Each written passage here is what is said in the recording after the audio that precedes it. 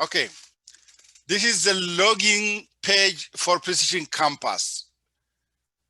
You can do it in two different ways. Either you can punch the URL here directly into your browser, or you can go to SMC web portal, faculty and staff page, and login, and that will take you to Precision Compass. Let me do both. So here's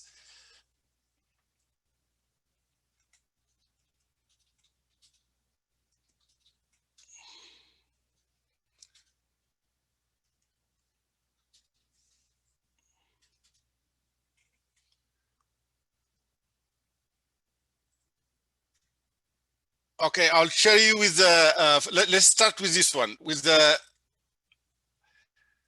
login page. So if you can punch this URL to your web page, it will take you to this little Santa Monica logo, and you can sign or log in with your single SMC portal. So click here, and it's just single sign on. It will ask your email address, password,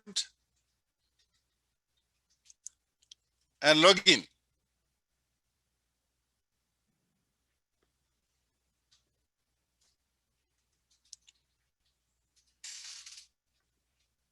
So this is the kind of landing page you will see once you are in Precision Compass.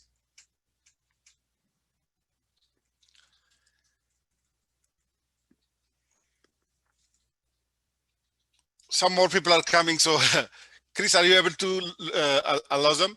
So yes. We have right now 4 different data sets: fact book, special programs, program review, and career education portals.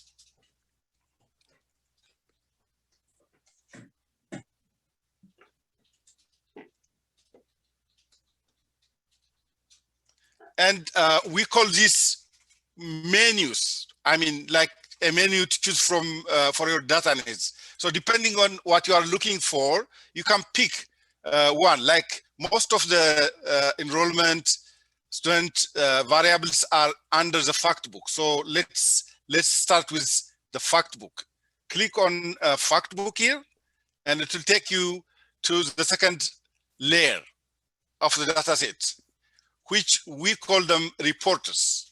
Here we have reporters of student head count, course enrollment, average units per credit, and course outcomes like success rate, grade distribution, and all other student outcomes like degrees, term by term persistence, and the like. So we call this like the reports. Here, if you click on the report again, let's say student head count, it will take some time to load in. Then that will take you to the view.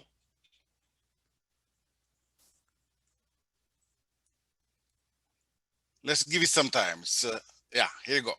So this is the data view. So here is SMC student head count by term from fall 15 to fall 20. As you roll the mouse over the bars, you'll see the numbers, or at the bottom, you'll see the numbers here.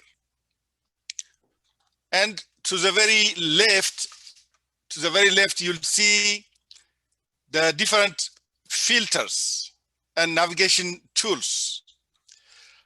At the top here, you'll see the course organizational hierarchy. Our courses are organized from section to course, from course to discipline, discipline to department, right? So all the departments are here. Like if you click here, it will collapse. And if you click, it will give you like group departments alphabetically. So department A to E, F, G, K, O, P, T, all of them. So if you click here, you'll see all the departments under A to E, like arts or ASL. If you click on art, it will take you all the disciplines under art. And if you click on, let's say, HS, it will take you to the courses.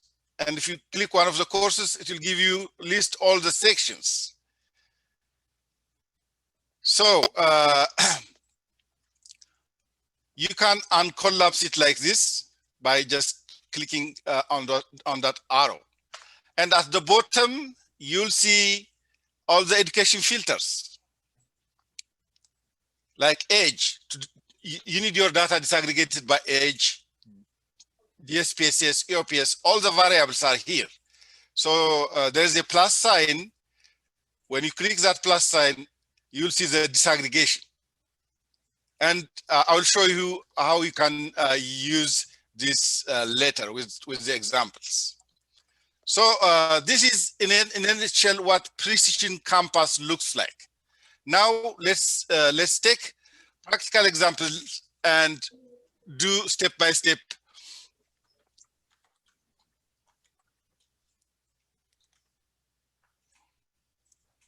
The manual here.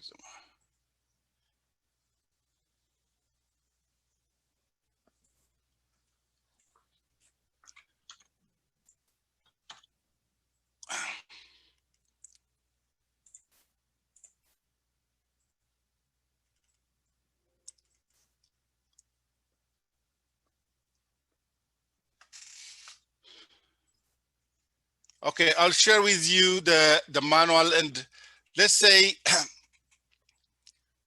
we want to see enrollment count. Chris, can you share the manual for me, please?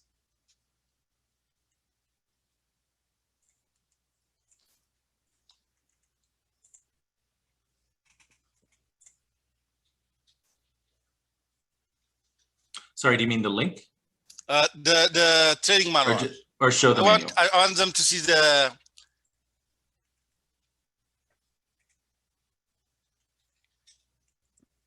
Never mind. We can do it without even the. I will be sharing a link to all of the resources, and that includes this like step-by-step walkthrough that you guys can replicate what we're showing you today. Okay, good. Then let's do to the first exercise.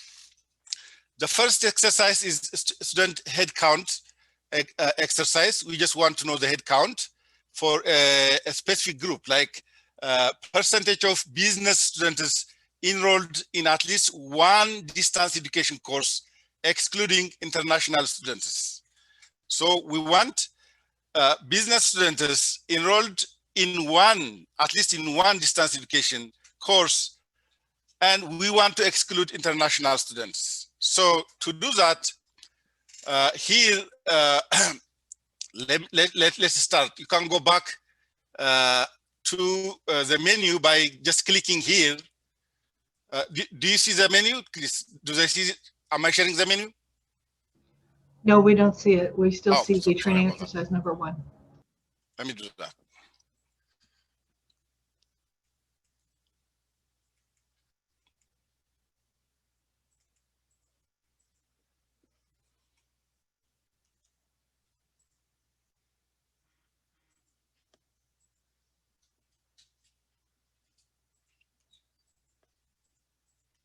Okay, so you can go back to, I'm sure you see it now. So to the menu by clicking here, this icon will take you to the menu back. Then all student head counts are under fact book. So click on fact book. And here in the report, you'll see student head count. And what you see here is the head count for all SMC from fall 15 to fall 20. And the department we are looking for is business, right? So here business will be in this category between A and E. So you'll select business here. Click on this and you'll see business only. If you click on business, you'll see all the business courses. So look, the enrollment changes into business now, 3,000 to 4,000. But from business, what we want to see is anyone who took distance education, right? At least one distance education course. And we want to exclude international students. So first we need to identify students who took distance education courses. So what we will do is we will go to the filter at the bottom here. And here it will give you student distance education status, right? Just click here and it will be disaggregated by students who took distance education, right? You'll see the numbers. And here you'll see the chart. So both means if a student took both distance education and online education. Distance only means if it is online. On ground means if they come to SMC to take all their courses.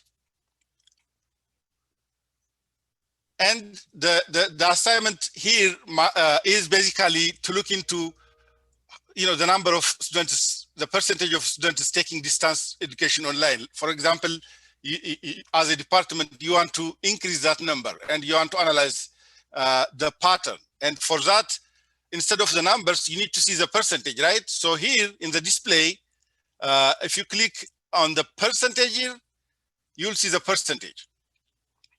So you have the numbers and you have the percentage disaggregated at the bottom here. And so since you are looking for students who are taking distance education only, you are not interested on the ground, right? You leave aside this and you can add this 52 plus 5, 57. 57% of our students, business students, took distance education in, let's say, in 2015, fall 2015. But now in fall 2020, it's 48 plus 31, right? So that will be 79%. 79%. So it's a big increase, like an increase by 19%, I believe, from compared to fall 15. Yosief, so just quick, when do you want us to ask questions? I'm sorry, in the chat, or how do you want us to ask questions? Yeah, you can ask me questions now. So while you're presenting, I don't want to distract. I just wanted to know what the process is for asking questions. It's good if you put it in the chat box, and Chris will be handling that as we go. Perfect. If it's minor, but if it's something that you want me to demonstrate here, please. Well, I guess I just question the courses in this screen. We selected business. So these are all the students who took business distance ed only and business on ground only and business both. Only business courses. Is that correct? It's only business courses, and the category, it includes all. So both means if somebody took business online and on the ground. So they might take course 1 online, course 2 on the ground. Okay. Distance ed only means the students have never been to the campus. They are taking only online courses. Okay, perfect. Thank you so much. On ground only means they are taking only on ground, no business course at all. So both and distance ed only, the combination of the two will tell you the number of students taking distance courses in business. Okay. All right. Got it. Thanks. Any other question, please? Yes, I have a question. So I went to the same page with the student distance ed, but my numbers are different from yours. I think you took something out that I did not. My numbers are different too. I was just typing that in the chat. Right. So my vote is 2008 for fall 2015. I have 2,827 students. Did you? No, we didn't take out the international students. I'm going to exclude international students. Just give me 1 minute. Yeah. Thank you. Can you show us how you did that? Thank you. Yeah, I'm going to do that. So international students are under residence. If you click residence, then you'll see California residents foreign country, out of state. We don't want foreign country or international students to be included in this count because, you know, they have restrictions on the number of distance courses they can take every term. So just to exclude them, hover the cursor over it and control click. Just on your keyboard, suppress control and click, and it will go away. So you see now the unchecked mark. That means now it's excluded. It's not there. Okay, now the numbers went.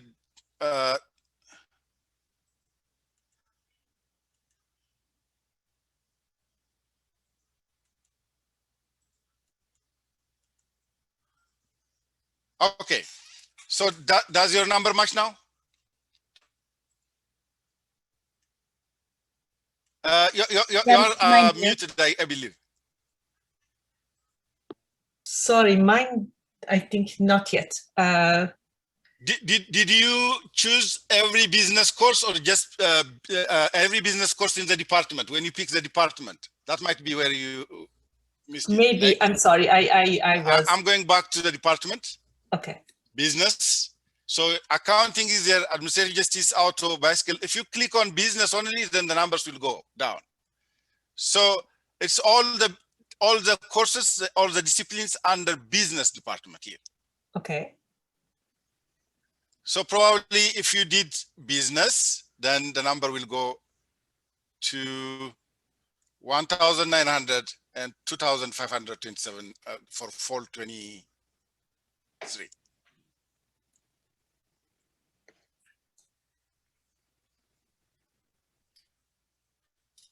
Okay. So my total is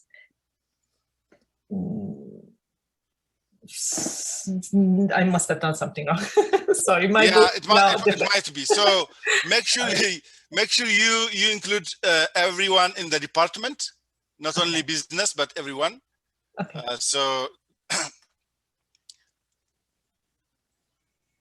And we also have a couple of other examples that we'll go through, so maybe that will like more repetition will be helpful maybe. Yeah, so that way now you can calculate your percentage and tell that, okay, this percentage of my students are attending business on distance ed, and the number is increasing to this every year by the rate of, let's say, 10%, 5% every year. And then accordingly, you can project in the coming years, you can set a target. Okay, I'll make that, I'll increase that by 10%, 20%. So with this, if you have any question, you can ask me. If not, we can go to the second and third exercise with Chris. Okay, Chris, you have the floor. Thank you. Okay. So yeah, I'm going to go through a different example that will sort of build on what we just walked through with Yosief. So if you give me a second to share that. There we go. Okay. So exercise number 2 is we're going to be looking at course success rates in the organic chemistry course series, disaggregated by race, ethnicity, and gender. So we have a little scenario that kind of illustrates that we'll kind of walk through how we get from like a verbal question to getting to the research question that we're going to try to answer with Precision Campus. So in this scenario, as the chair of the physical sciences department, you're interested in examining course success rates in the 3 organic chemistry courses, Chem 21, 22, and 24 in one chart. You've used the Precision Campus tool to find course success rates for a single course, but you want to see course success for 3 courses at once for the fall 2020 term. In addition to support your department's equity efforts, you want to disaggregate data by both student, race, ethnicity, and gender.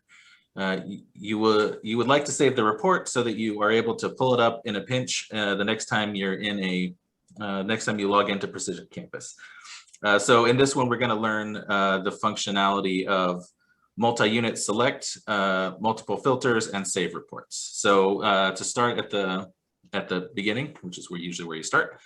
So we're going to look at our question involves course success rates. So we're going to go again, as Yosief showed us, whenever you're working in Precision Campus, if you just want to start from scratch with a new question, maybe you kind of got a little bit lost, or you just asking a completely new question, you can always come up to this little 2 circular arrow here, and that always brings you back to this menu list, and it always clears out whatever you've done. So this is just a fresh start. Okay, so again, we're looking at course success rates. In this menu level, we know that, well, even just reading the description, we see that course success is part of what's covered in Factbook. So we'll click on Factbook. And then we are looking at course success rates. So that's right over here. And so just as a quick note, success count is the number of students of enrollments, I guess not necessarily students, because students can be enrolled in more than one class, that have a grade of A, B, C, or P for pass, versus attempts, which is the number of students who enrolled. And so that is anyone who receives any grade. If they're there long enough to be counted, then they're considered an attempt. And so the success rate is just the number of people who succeeded divided by the number of people who attempted. And so, 58,559 divided by 86,000 gets us this 68% success rate. And so just by way of navigation, so this is fall 2015. So we see fall 2015, if we hover over the blue bar, we can see that the success rate was 68%, which matches what we're seeing in the table. So the bar chart is there to kind of show you the trends versus the table down here, which drills down and shows you a little bit more information. And also that's where you'll usually get like counts versus percentages and that kind of thing. Chris, can I just clarify? So attempt, is that considered a D, F, W, and incomplete? Yes. Anyone who receives a grade, which includes a W. So to get them into the denominator, they have to be there through census. And so if we count them as a student in terms of our reporting, then they count as an attempt. Thank you for asking that. Okay, so again, we're talking about multiple courses. So we wanted to look at that chem sequence of 21, 22, and 24. So when Yosief showed us business before, we were only able to, click on business, for instance, and that pulled up everything that was within business. But if you want to look at business and communication, you can't do it. It's just all business or all communication. So which will come into play later when we're looking at courses. So if we know that we're going to choose more than one, we come down here to the filter bar on the left, this dark blue bar that we're choosing from, and we tell it we want multi-unit selection, and then so that lets it know to watch out for, we want to choose more than one thing. And so you see when I click now, multiple things are highlighted. And that's because we told it to look out for multi-unit selection. So if you accidentally click something and you didn't want it, you just click on it again to unselect it, and it goes away. It's a little odd because it's the same blue color. Come on, there we go. You have to click on the word, I believe. So the same blue color that lets you see you're hovering over it is also what selects. So you have to unselect it and then move away to make sure. Okay, so we've done multi-unit select. So then now we want to get to organic chemistry. And so in order to do that, you have to know that, so again, we're looking for chemistry. That's not here. That's because chemistry, the discipline, is under the physical sciences department. So you may have to do a little bit of looking around in here. So we click on department, physical science. And there's our old pal chemistry. We there we go. And so these are all of the courses that were offered in chemistry, but we only, for our purposes, we're only looking at 21, 22, and 24. So we'll do our multi-select. We've got all those, but you'll see that unlike when Yosief clicked on business before, nothing changed. And that's because with multi-select, you have to tell it, okay, I'm done selecting. Show me what I'm looking for now. And so to do that, you come down here and tell it select, and that's sort of like saying, you know, final answer. I want to look at all these things. So now we can see we're still looking at success rates, but now it's broken out by chemistry course. Let me unselect physical science. Here we go. So I accidentally clicked physical science when I was doing my select, and you'll see that now we have Chem 21, 22, 24, but we also have this physical science. So when you notice that, if anything you don't want on the chart, just go back and unselect it and then tell it select again. And now we're down to just the pieces that we want.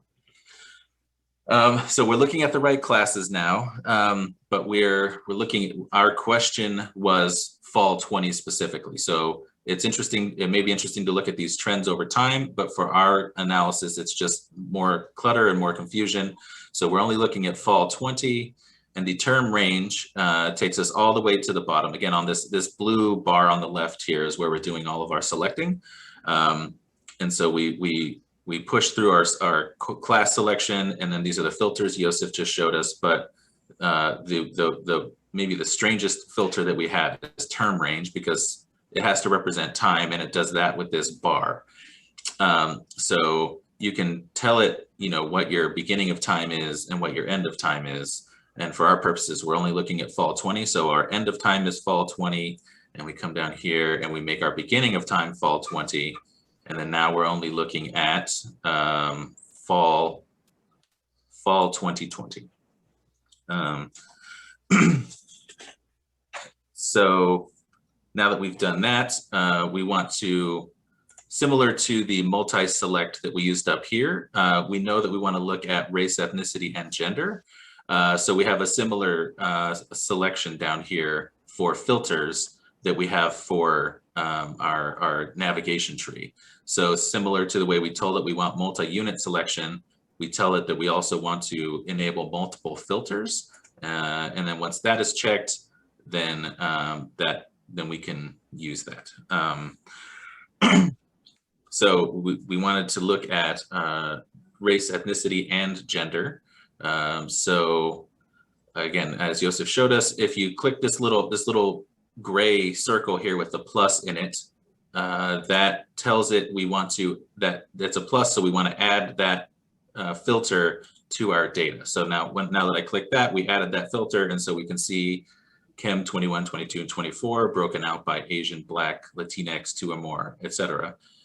So we know that we added that successfully, but we also want to add gender. So we click the little plus, and so now we have things broken out by race, ethnicity, gender, and then the units is our courses.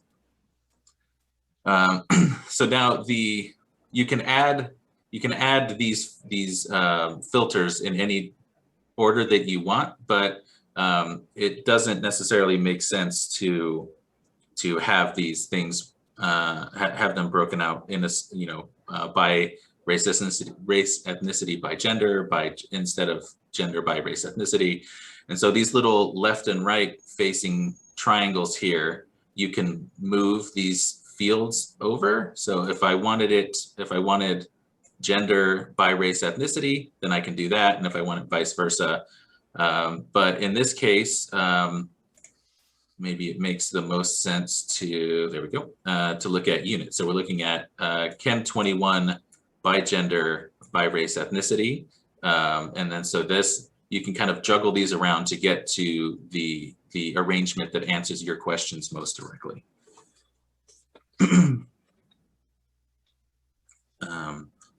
Okay, so now you've decided, okay, this is the report that I want. I want to be able to check back in the future and use this same report without going through all of these selections and filters. Great news, you can do that. So in the top right corner here, you have a few options. So the first one is this little PDF icon. So this will generate a PDF that you can save and share. This second one here is to download a CSV. So CSV opens in Excel. So if you want to be able to edit the data that you're looking at, this is the one for you. This one you can use to email the report to colleagues who are working on whatever your question is with you. And then the final one is this save report icon.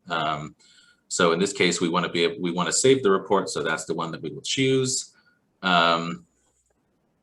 So that opens this save report window.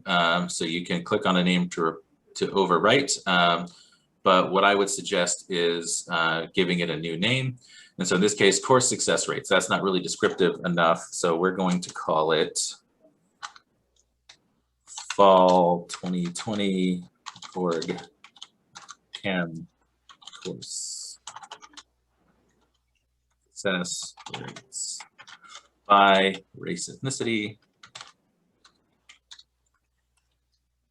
and so if you can make this as specific as possible so that months from now, when you come back to use this again, you'll know by the name of the report which one gets you what you want, then that is kind of a helpful tool for yourself later on. So we gave it a name that we like, we choose save new copy, and then that saves it in our list of reports.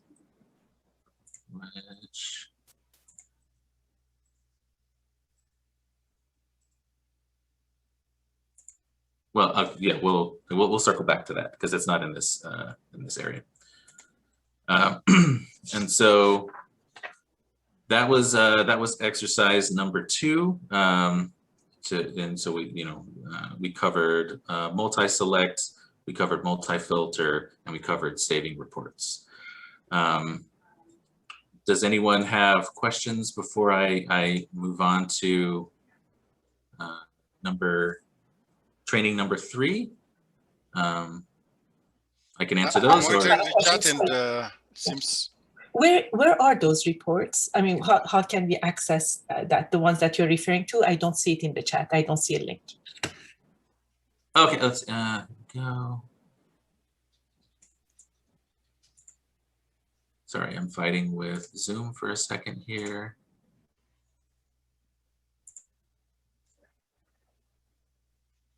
And it's saved work. Okay, so it's an unusual name. That's why it took me a second. But in this little, I guess, what do they call that? The little hamburger icon there. You click on that and manage saved work, and it saved work because we saved our report. And then that brings up this menu of everything that you've saved. And so we see Fall 2020 or Chem, etc. We can delete it, which we're not going to do. Or we can open it, and you click on that little play, and that brings us right back to where we just were. Thank you very much. I meant the exercises that you're going through. There is no link for it in the chat. Oh yes, we have a kind of a list of things that we'll talk about at the end. That includes a link to our resources and all of that kind of stuff. I'll post it in the chat soon. Thank you. Oh, okay. Thanks, Yosief. All right, no problem. Okay, so then we'll circle back to training exercise number 3, which is slightly different because instead of using Factbook, this one involves special programs, which will take us into here. So again, we're going to learn about hidden filters and how to email reports to colleagues. So we'll just walk through the scenario. So as DSPS faculty leader, you are working on the annual DSPS program review report with others in your department. You are interested in offering English tutoring for disabled students in your program, but you need to know whether there are a large number of disabled students enrolled in English courses who have a transfer degree or goal. You want to share the data report with your colleagues who are collaborating on the program review report with you. So we know at DSPS, so this will involve special programs. So from our again, we'll do this again just to be sure. We're all the way back at the top level menu. We know we want to our question involves special programs, so we'll click on that. And we know that we're looking for a number of students, so that would be the student head count. And then now we're back into Precision Campus here. Okay, so the first step involves filtering out non-DSPS counseling students. So we're not looking at departments yet. We're looking at student factors to start out this time. So we'll come down to SP, special programs, DSPS counseling on the left here. We will hit the plus to add that. This will show us all of our DSPS and not DSPS students. But our question is specifically involving DSPS students. So you can, again, as Yosief told us before, it starts out with everything selected and you have to tell it what to exclude. So if you want to exclude, you hold down Control on your keyboard, click on the check mark, and it goes away. Or you can, when you click it, it goes back.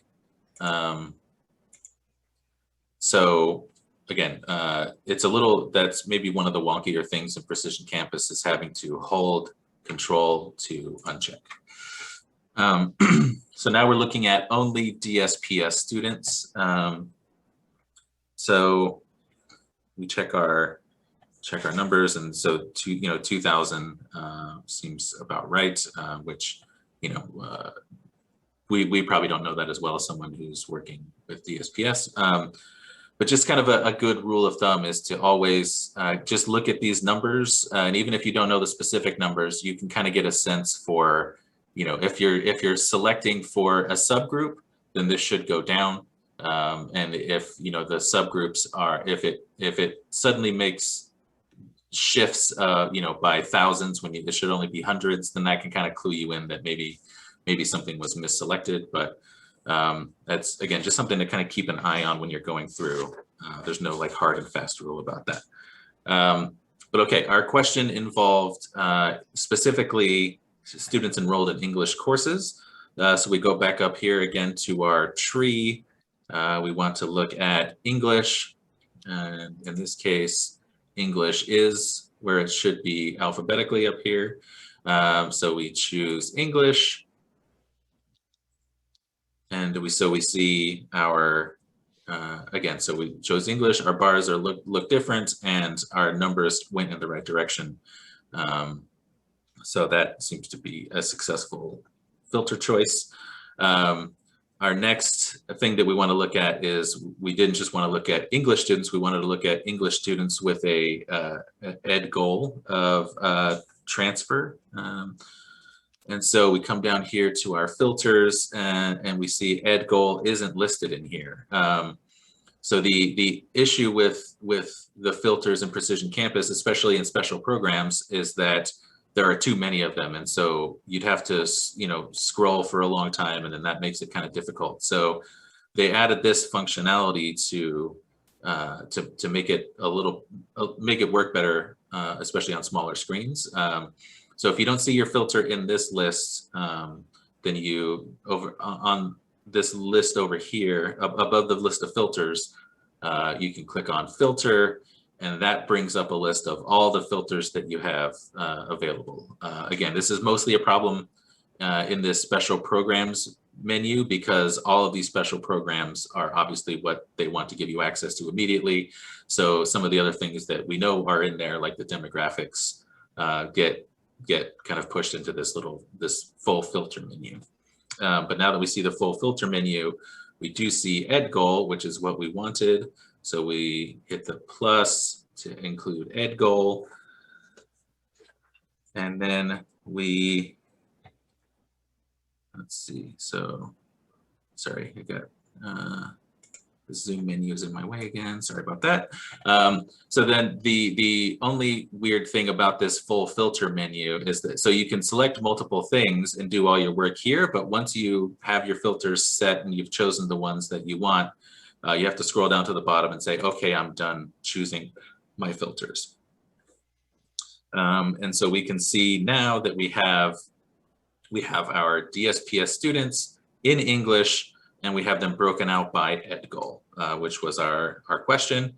And one thing that is nice with all of these reports, especially if you save it and come back to it and you can't quite remember what your choices were, it puts them on the screen with your report. So even if you just take a screenshot, that screenshot will include these limits, which are the filters that we chose. And we chose DSPS counseling, DSPS only, and we chose English from our tree over here. So this kind of gives you that breadcrumb trail to get back to make sure that this list includes only the students that you wanted to include. Okay, so you get this table. You see, you're able to see trends over time, but you're working with another group, with a group of people, and you want to get some feedback on it. And so in order to share this with other folks, you can come back up to this thing that I mentioned a minute ago, the email report icon, which brings up this this message box. And so in this, you can put all of your, if you want to send it to multiple people, you can send it, I want to send it to them, I want to send it to myself, etc. So you can send the same report to multiple people. You include your email address because it should give you a verification as well. So maybe it's duplicative to put yourself up here, but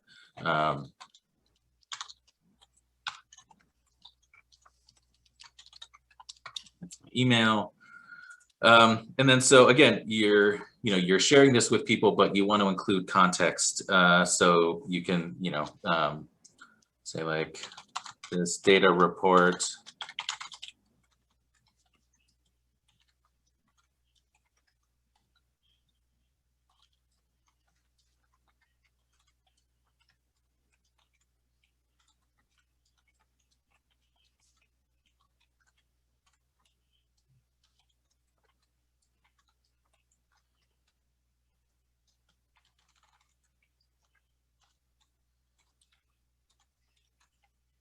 so you could, put your, I'm not going to force you to sit here and watch me type so poorly. So you put whatever message in here, gives the recipient the context and maybe whatever specific question you're looking for. And then you're able to click OK. I just realized I sent something to email@email.com. I hope they enjoy it. So this, what the recipient receives is actually the same thing as this PDF. So it's just a static screenshot of these counts. Okay, so yeah, we talked about multi-unit selection. We talked about multi-filter selection. We talked about saving a report. We talked about emailing a report. So I think that was everything that we had for this this exercise 3. So I'm gonna stop sharing. Well, I'll hold off. So if anyone has questions, we'd be happy to try to answer them while you're here. Chris, questions two in questions chat. from the chat box that you'd like to respond. One is whether there is data for other semesters other than fall, like summer, spring, and Oh, whether yes. they can. Thank you. So again, we'll go back into fact book. We'll choose student head count.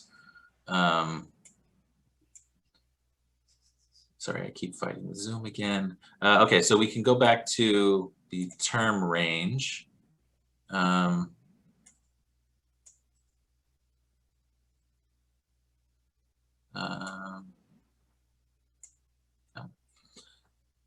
Excuse me. So you can use the term range bar here if you want to look at spring. It really is, the intent is to compare like term to like term. So if you want to, you know what, it may be possible, but I have not done it yet. If you want to compare fall to spring for some reason, I think you may have to do a fall version and a spring version. Yosief, maybe you can speak to this if I am misstating it.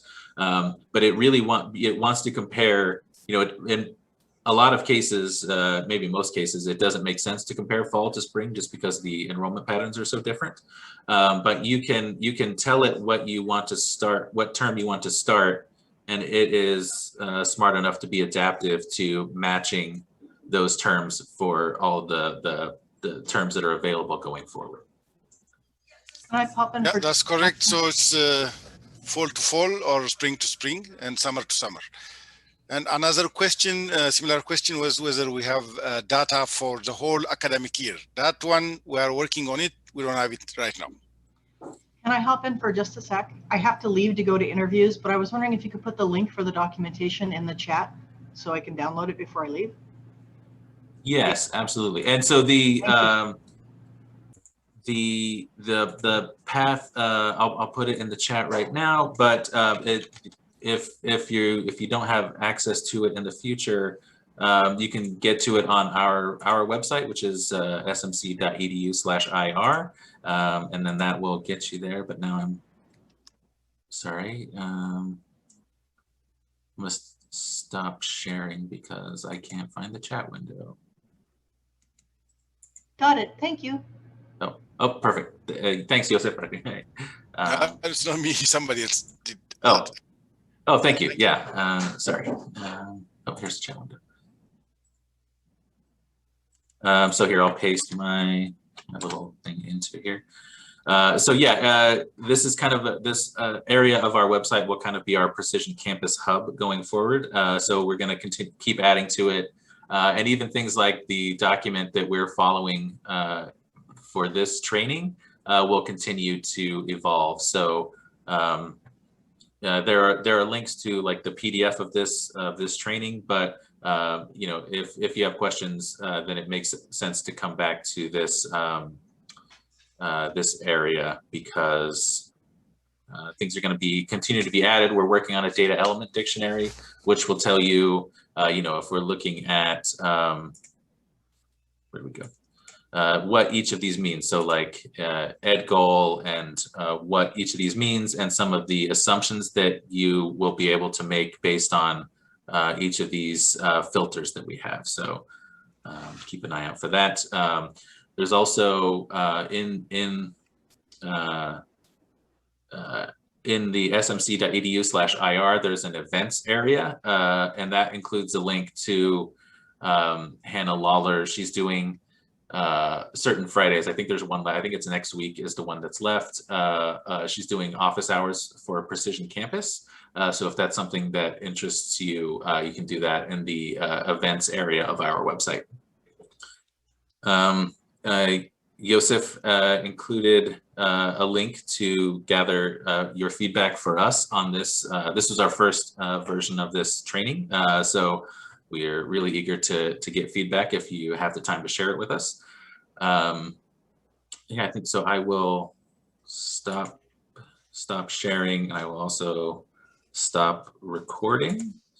But if anyone has any questions, we've still got a few minutes. We'd be happy to try to answer them for you.